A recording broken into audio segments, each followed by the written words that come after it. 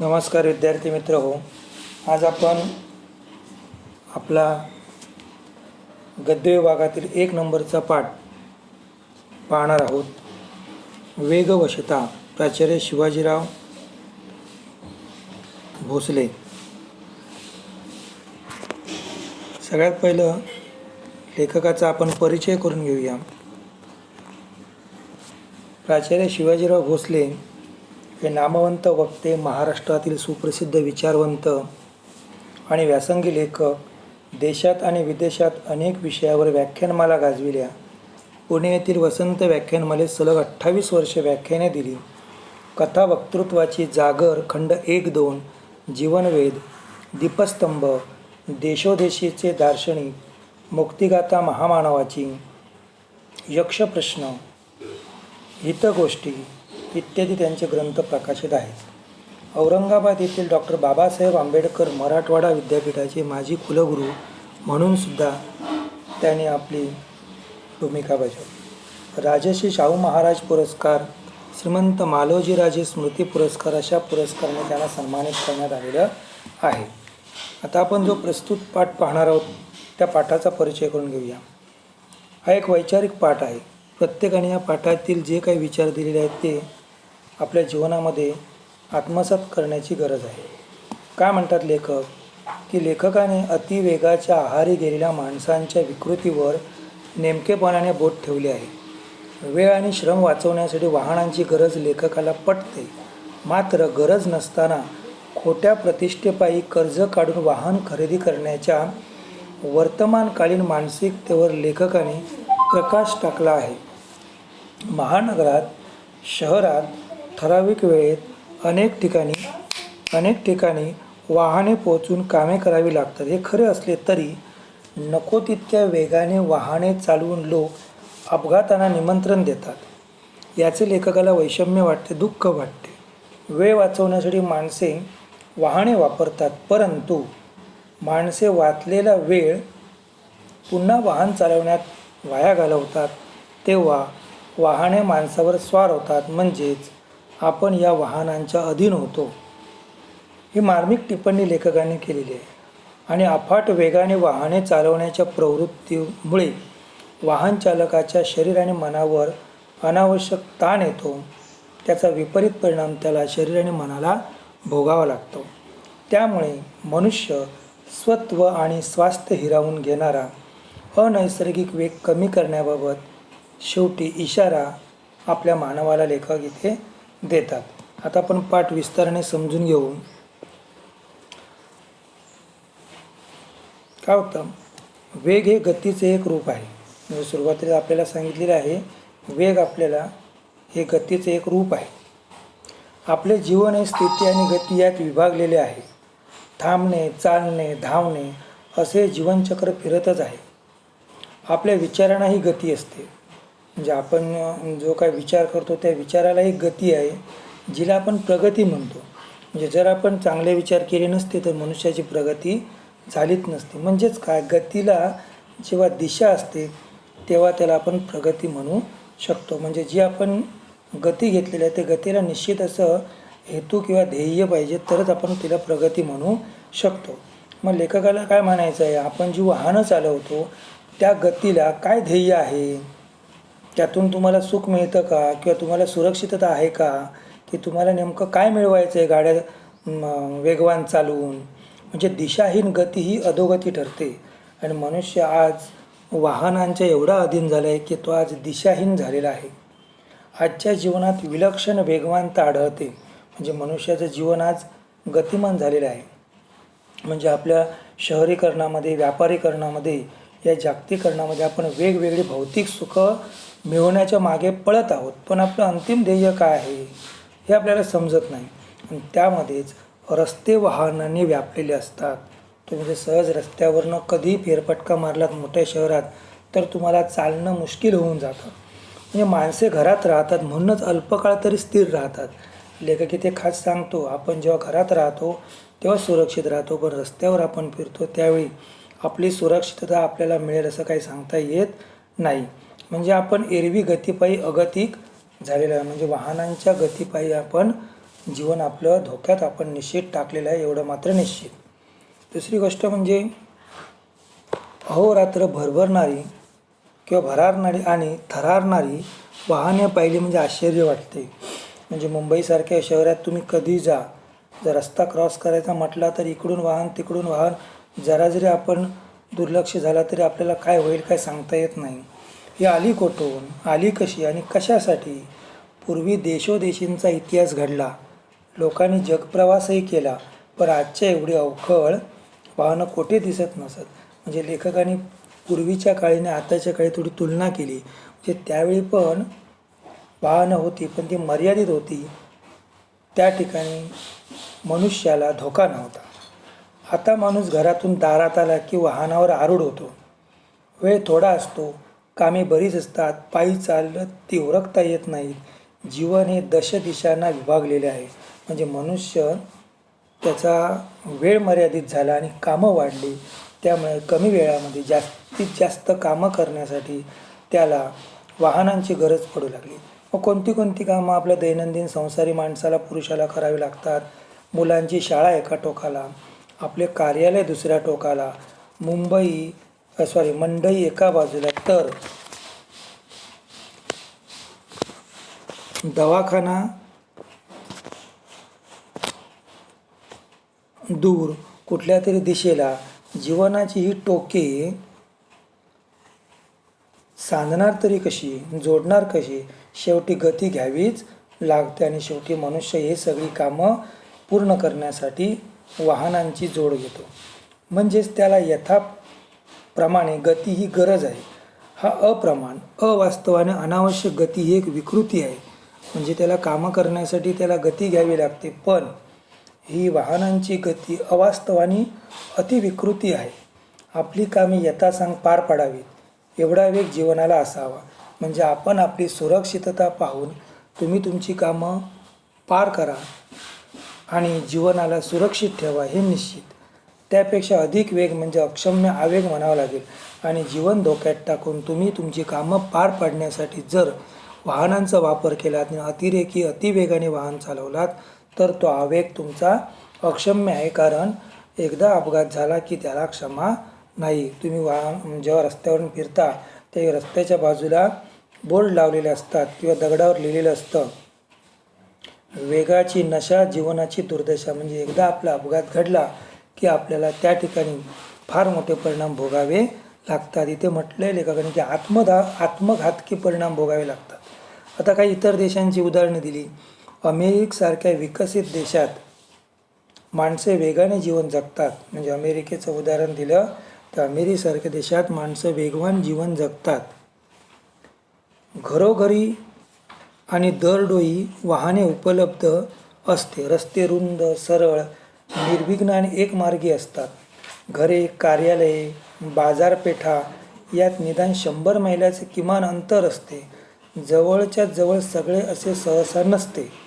बघा, म्हणजे अमेरिकेसारख्या शहरामध्ये काही फारसं जवळ नसतं. अंतराच्या दृष्टीने हे सगळं लांबच असतं. यातून माणसात दुरावा निर्माण होतो. तो त्रासदायक आणि असह्य होऊ नये म्हणून वेगाचा आश्रय घेतला जातो.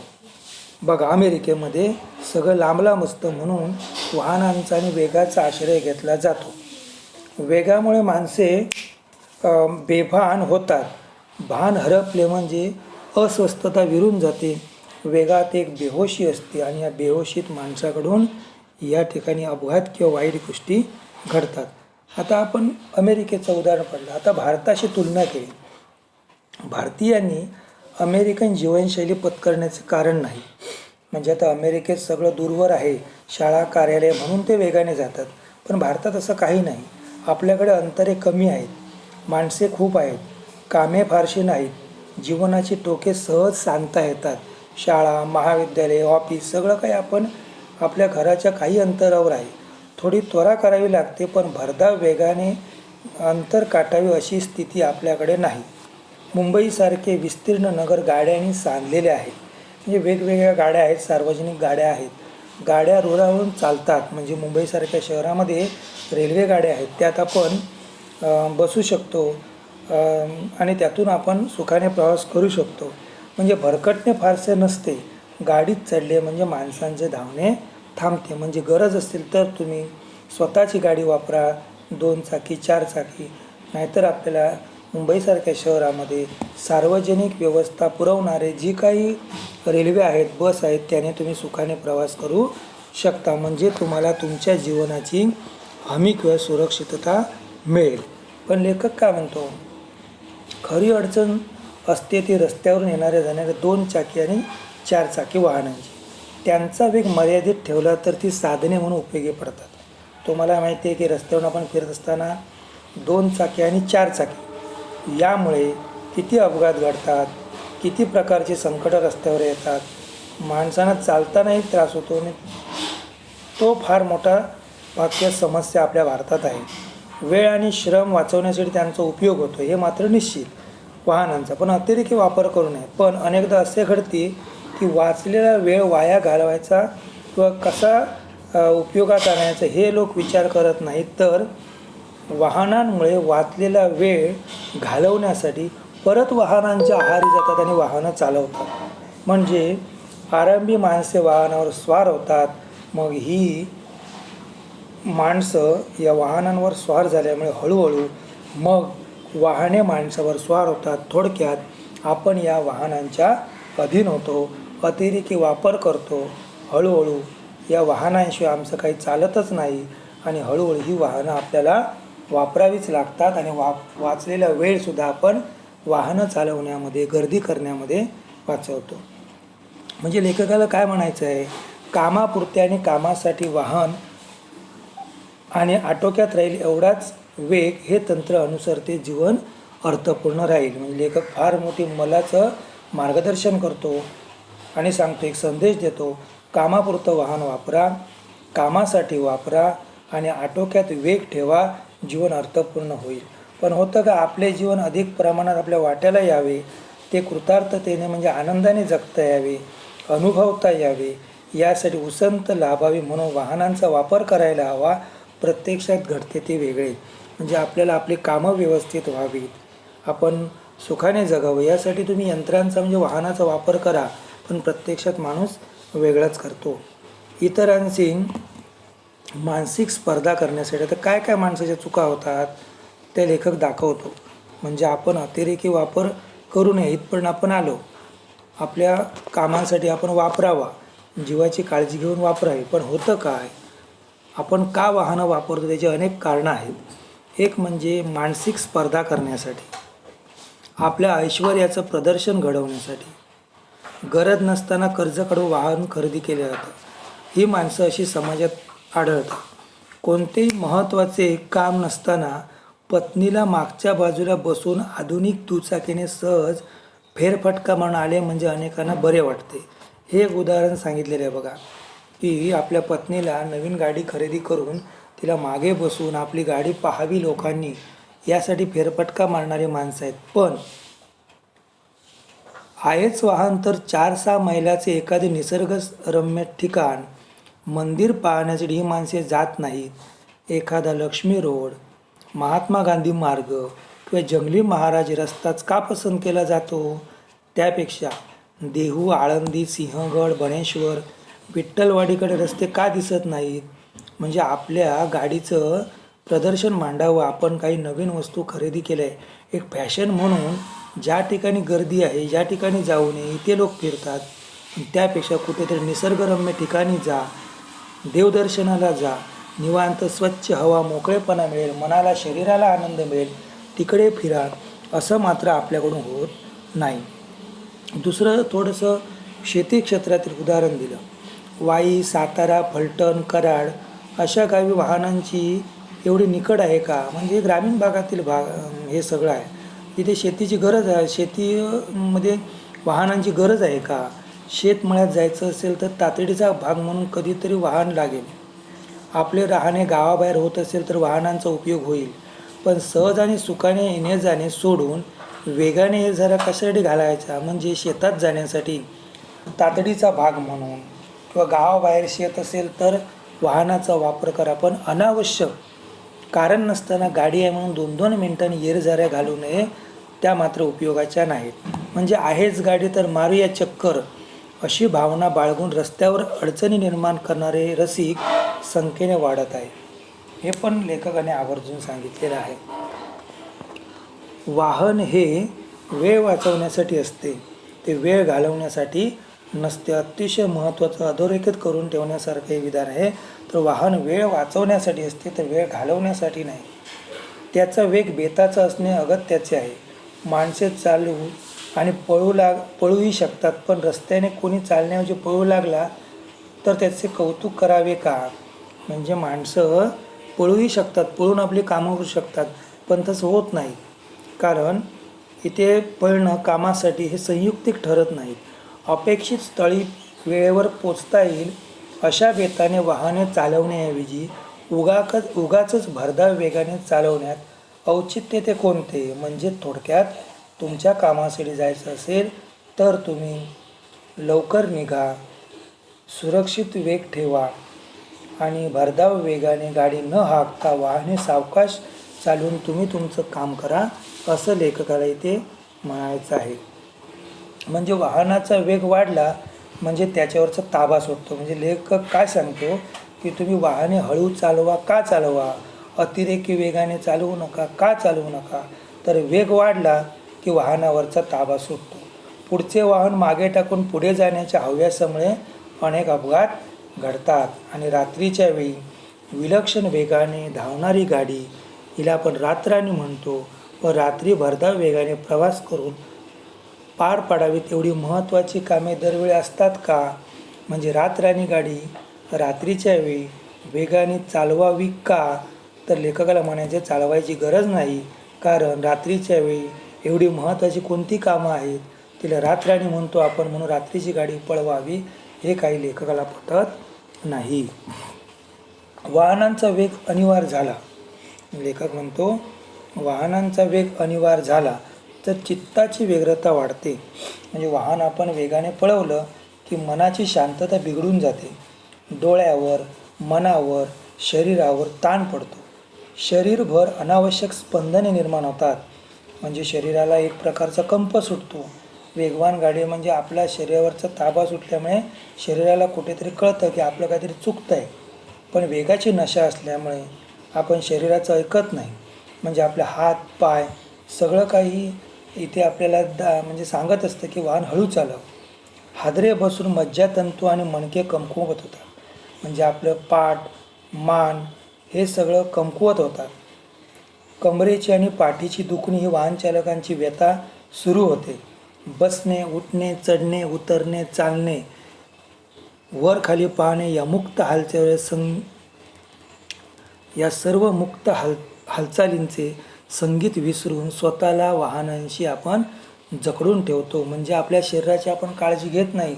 शरीर तुम्हाला साथ देत असतं. बसताना, उठताना, गाडीत चढताना, उतरताना, खाली उतरताना सगळ्या आपली शरीराला आपल्याला व्याधी या अतिवेगामुळे होत असतात. पण आपण त्या शरीराचं ऐकत नाही. वाहनांशी आपण एवढे अधीन होतो की वाहनांचा वेग आपण स्वतः अंगीकारतो आणि त्यामुळे आपल्या शरीर व्यापारात अडथळे निर्माण करणे आणि ह्या निसर्गाच्या विरोधात आपण जातो आणि आपल्या हळूहळू शरीरामध्ये, पाठीच्या मणक्यामध्ये, मज्जातंतूमध्ये सगळ्यामध्ये आपल्याला अतिवेगामुळे एक प्रकारचा शारीरिक व्याधीचा व्याप आपण मागे लावून घेतो. त्यामुळे इथे अतिवेगाने गाडी चालवणं, वाहन चालवणं हे धोक्याचं आहे. आणि वाढता वेग म्हणजे आयुष्यावर येणारा ताण आहे, आरोग्याची हानी होत आहे, हे लेखकाने जाता आपल्याला सांगितलेलं आहे. तेव्हा लेखक शेवटी पाठाच्या शेवटी एक इशारा पण देतो. अतिवेगाने आपलं जीवन कसं आपण दुःखात टाकतो, कारण नसताना अतिरेकी वेग आपण कशा प्रकारे आपण वापरल्यामुळे जीवन कसं दुःखी होतं हे सांगतो. म्हणजे लेखकाला म्हणायचं आहे वाहन वापरू नका असं नाही, वाहन वापरा, पण हे वाहन हे वेळ वाचवण्यासाठी असते, ते वेळ घालवण्यासाठी नाही. अति महत्त्वाच्या कामांसाठी वापरा. ते वाहन एक यंत्र आहे. तुमच्या जीवनाची खऱ्या अर्थाने तुम्हाला हमी ठेवायची असेल तर वाहनाला तुम्ही तुमच्या अधीन ठेवा. वाहनावर तुम्ही स्वार व्हा. तुमच्या जीवनावर वाहनाला स्वार व्हायला देऊ नका. एवढं इथे सांगतात आणि जाता जाता तुम्हाला इशारा देतात. आपण सर्व मानवजातीला इशारा देतात लेखक, की जीवनातले ताणतणाव वाढवून पोचणार तरी कुठे. म्हणजे जीवन हे आपल्याला लाख मोलाने मिळालेलं आहे. ते जर तुम्हाला धोक्यात टाकायचं असेल तर पोचायचं कुठे. आपले स्वत्व आणि अस्वस्थता हिरावून घेणारा अस्वाभाविक वेग कमी करणे हे आपले कर्तव्य आहे. आणि लेखक शेवटी आपल्याला सांगतो, एक बोध देतो, एक संदेश देतो, की आपलं स्वत्व आणि अस्वस्थता जर घालवायची असेल आणि स्वस्थता मिळवायची असेल तर तुमचा वेग कमी करा, वेगावर ताबा ठेवा. हे तुमचं प्रत्येकाचं कर्तव्य आहे. तुमच्या जीवनाची हमी तुम्हाला मिळेल आणि दुसऱ्याचे जीवन तुम्ही धोक्यात टाकताय ते तुम्ही सुरक्षित ठेवाल. उगाच भावविवश होऊन वेगवश होऊ नये. म्हणजे पाठाचं आपलं नाव आहे काय, वेगवशता. म्हणजे आपण वेगाच्या अधीन झालेलो आहोत, म्हणून उगाच भावनाविवश होऊ नका आणि वेगवश होऊ नका. म्हणजे वेगाच्या तुम्ही अधीन होऊ नका. वेग तुम्हाला वश करतोय, वेगाच्या तुम्ही ताब्यात सापडलंय, ते तुम्ही ताब्यात सापडू नका. तर उगाच भावविवश होऊन वेगवश होऊ नये. अनाठायी वेगामुळे पोचण्यापूर्वीच अंत होण्याची शक्यता वाढते. म्हणजे लेखकाने धोक्याचा फार मोठा इशारा दिला, की अनाठायी वेग, अतिरेकी वेग, वाहनाची वेगाने तुम्ही गाड्या चालवलात तर ज्या ठिकाणी पोचायचं आहे तिथे पोचण्यापूर्वी तुम्ही तुमच्या आयुष्याचा अंत करू शकता. एवढा अगदी धोक्याचा इशारा देऊन येथे लेखक थांबतो. पाठाच्या शेवटी तुम्हाला 2 टिपा दिलेल्या आहेत. लक्ष्मी रोड, महात्मा गांधी मार्ग, जंगली महाराज रस्ता, म्हणजे हे पुण्यातील रस्ते आहेत. आणि देहू, आळंदी, सिंहगड, बणेश्वर, विठ्ठलवाडी हे पुण्यातील व पुण्याजवळील स्थळे आहेत. ह्या 2 टिपा आहेत. पाठाच्या खाली ज्या कृती आहेत त्या कृती सोडवण्यापूर्वी हा पाठ पुनश्च एकदा तुम्ही व्यवस्थित वाचून घ्या आणि तो पाठ समजून घ्या आणि त्यानंतर त्या पाठाखालच्या कृती सोडवा. विद्यार्थी मित्र, आज आपण आपल्या इयत्ता 12वीमधील जो गद्य घटक आहे त्यामधील 1 नंबरचा पाठ वेगवशता हा जो प्राचार्य शिवाजीराव भोसले सरांचा जो पाठ आहे तो आपण अभ्यासला. धन्यवाद.